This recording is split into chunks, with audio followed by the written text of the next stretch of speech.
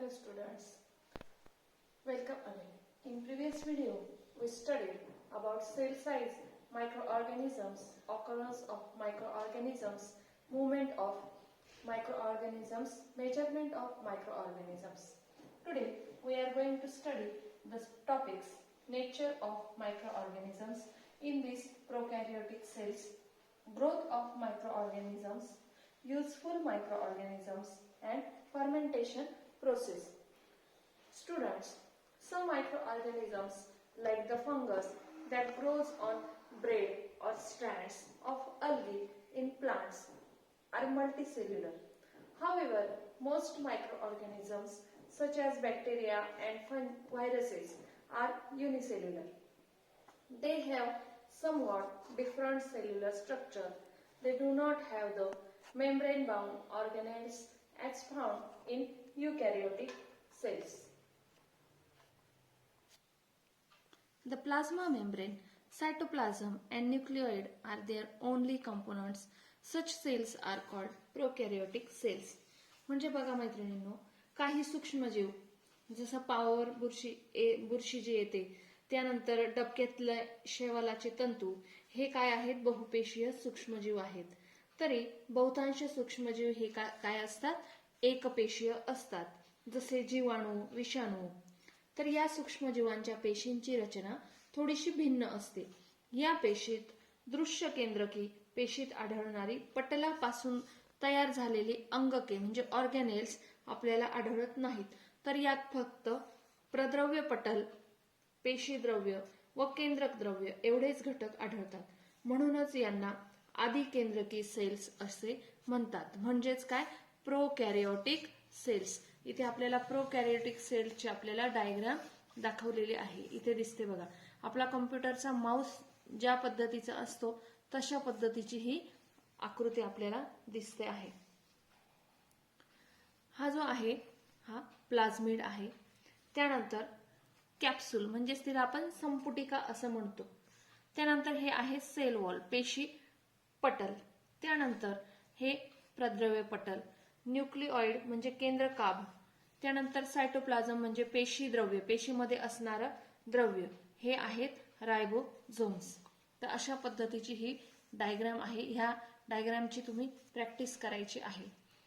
त्यानंतर growth of microorganisms. Each microorganism need a specific environment for growth and reproduction.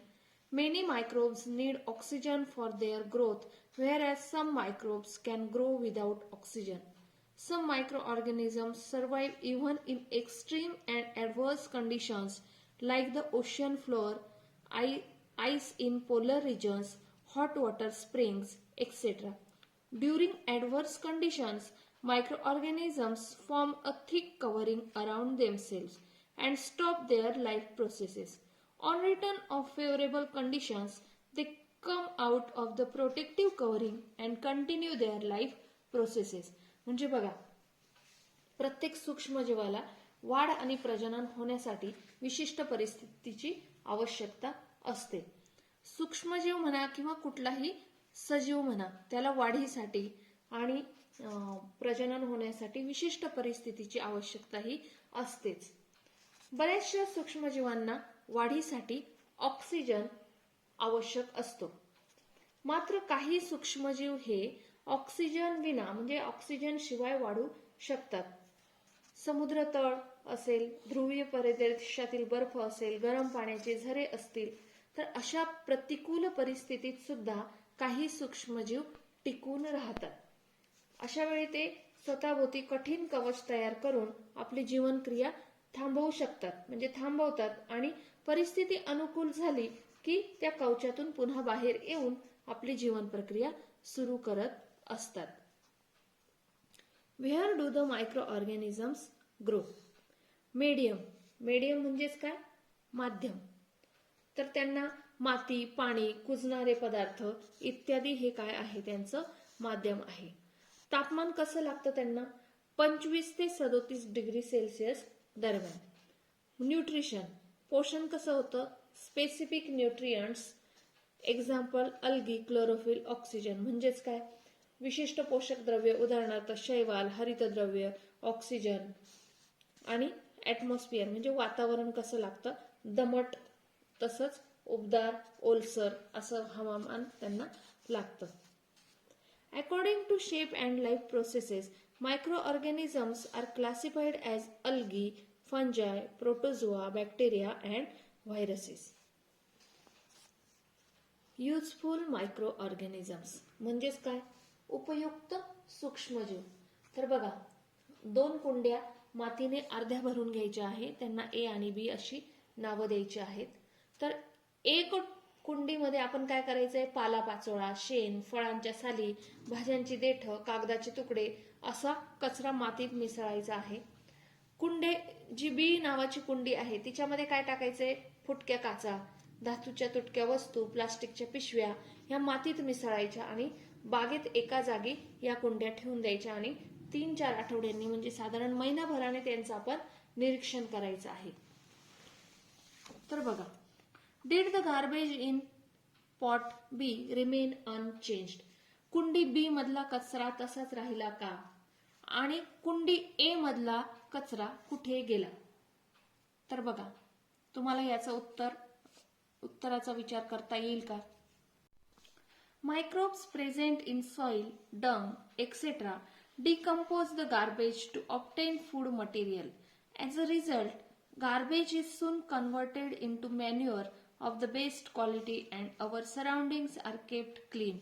As in the case of garbage, for proper sewage disposal too, microbes are released into the sewage so as to help in the quick decomposition of the organic compounds in it. बघा, शेण, माती यामधील सूक्ष्मजीव अन्न मिळवण्यासाठी कचऱ्याचं विघटन करतात म्हणजे डिकम्पोज करतात. काही दिवसांमध्ये कचऱ्याचं रूपांतर उत्कृष्ट खतामध्ये होतं आणि परिसराची स्वच्छता सुद्धा राखली जाते. कचऱ्याप्रमाणे सांडपाण्याचेही योग्य व्यवस्थापन करताना कार्बनी पदार्थ खूप लवकर कुजण्यासाठी त्यात सूक्ष्मजीव सोडले जातात. बघा, आपल्या घरामध्ये सुद्धा जे आपलं वेस्टेज निघतं, भाज्यांच्या काड्या असतील किंवा फळांची साल असेल किंवा जे आपण किचन मधलं आपलं वेस्टेज असेल ते सुद्धा आपण मातीत मिक्स करून आणि ते डिकम्पोज व्हायला ठेवल्यानंतर त्यापासून खत तयार होऊ शकतं. हे आपण घरी सुद्धा करू शकतो. Why should dry and wet waste be collected separately? ओला कचरा आणि सुका कचरा वेगवेगळा का जमा करावा? तर याचं उत्तर तुम्ही शोधायचं आहे किंवा त्याचा विचार करायचा आहे. We have seen that some microorganisms present in the soil and those in the root nodules of leguminous plants convert atmospheric nitrogen into its compounds. These nitrogenous compounds help to increase soil fertility and thereby the protein content of the pulse grown in that soil. कडधान्यांच्या रोपट्यांच्या मुळांवरील गाठीत तसेच मातीत असणारे काही सूक्ष्मजीव हवेतील नायट्रोजनचे त्यांच्या संयुगामध्ये रूपांतर करतात. याची माहिती आपण अगोदरच्या पाठात घेतलेली आहेच. या संयुगांमुळे जमिनीची सुपीकता वाढते, त्यामुळे कडधान्यातील प्रथिनांचे प्रमाण वाढण्यास मदत होते. बघा, let's recall. What does your mother do to make yogurt from milk? तर दुधापासून दही बनवताना आई काय करते? तर तुम्हाला ह्याची प्रोसिजर माहित असेल की दुधापासून जर आपल्याला दही बनवायचं असेल तर त्यासाठी काय केलं जातं? त्यासाठी 1 चमचाभर दही त्या दुधामध्ये टाकलं जातं. मग दह्यामध्ये जे उपयुक्त सूक्ष्मजीव असतात ते काय करतात? दुधाचं विघटन करतात आणि त्यापासून दही तयार होतं. If a few drops of yogurt or buttermilk are mixed with lukewarm milk and it is kept at that temperature for 8 to 10 hours, microbes present in the drops of yogurt quickly multiply and the milk gets converted into yogurt. Microbes are thus useful for producing milk products like butter, buttermilk, cheese, etc. म्हणजेच कोमट दुधामध्ये ताकाचे किंवा दह्याचे काही थेंब टाकले आणि 8-10 तास उबदार ठिकाणी ठेवलं तर दह्यातील सूक्ष्मजीवांची वाढ फटाफट होते आणि दुधाचे रूपांतर दह्यात होते. मग ताक, लोणी, चीज इत्यादी दुग्धजन्य पदार्थांची निर्मिती करण्यास सूक्ष्मजीव उपयुक्त ठरतात. पुढची प्रोसेस आहे fermentation process. The chemical process of conversion of one type of carbon compound into another type of carbon compound by the action of microorganisms is called fermentation. He definition पाठ करून ठेवायची. Heat is generated in this process and carbon dioxide and some other gases are released. These gases cause an increase in volume. Example, bread dough and idli batter are seen to rise. The process of fermentation is used for making yogurt from milk, producing alcohol from grains and fruits, bread from flour, as well as in the production of acetic acid, citric acid, lactic acid, vitamins, antibiotics, etc. बघा, सूक्ष्मजीवांच्या क्रियेमुळे काही कार्बनी पदार्थांचे दुसऱ्या कार्बनी पदार्थांमध्ये रूपांतर होण्याच्या रासायनिक क्रियेला म्हणजे केमिकल ऍक्शन याला आंबवणे किंवा कुजणे असं म्हणतात. या क्रियेमध्ये काय होतं? उष्णता निर्माण होऊन कार्बन डायऑक्साईड आणि इतर वायू तयार होतात. हे वायू पदार्थांचे आकारमान वाढवतात. म्हणजे उदाहरणार्थ पाव असेल, इडलीचं पीठ असेल. इडलीचं पीठ तुम्ही प्रत्येक जण बघत असाल घरात की आपण रात्री आंबवायला ठेवल्यानंतर ते दुसऱ्या दिवशी सकाळी बघितलं तर वरती आलेलं आपल्याला दिसतं. हे वायू बाहेर पडताना पदार्थ फसफसतात.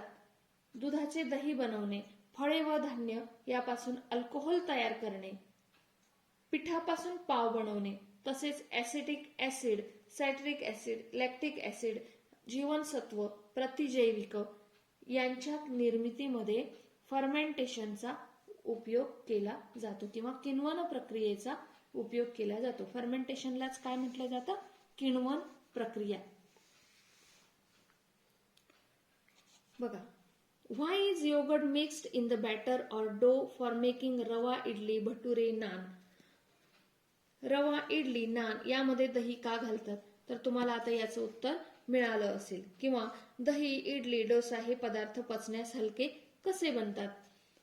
बघा, if microbes are allowed to grow in batter, dough, fruit juices, etc., they break down these substances, producing new compounds as they grow and multiply in them. This microbial process is used in the production of various common foodstuffs. बघा, धान्याची पिठं, फळांचे रस यामध्ये सूक्ष्मजीवांना वाढू दिल्यास स्वतःची वाढ व पुनरुत्पादन करताना हे सूक्ष्मजीव पदार्थांचं अपघटन करतात व नवीन रसायनांची निर्मिती होते. हा गुणधर्म लक्षात जर घेतला तर आपल्या रोजच्या वापरातील अनेक पदार्थ सूक्ष्मजीवांच्या मदतीने बनवले जातात. मैत्रिणींनो, आपण आता पुढचे टॉपिक पुढच्या व्हिडिओमध्ये बघूया. तोपर्यंत धन्यवाद.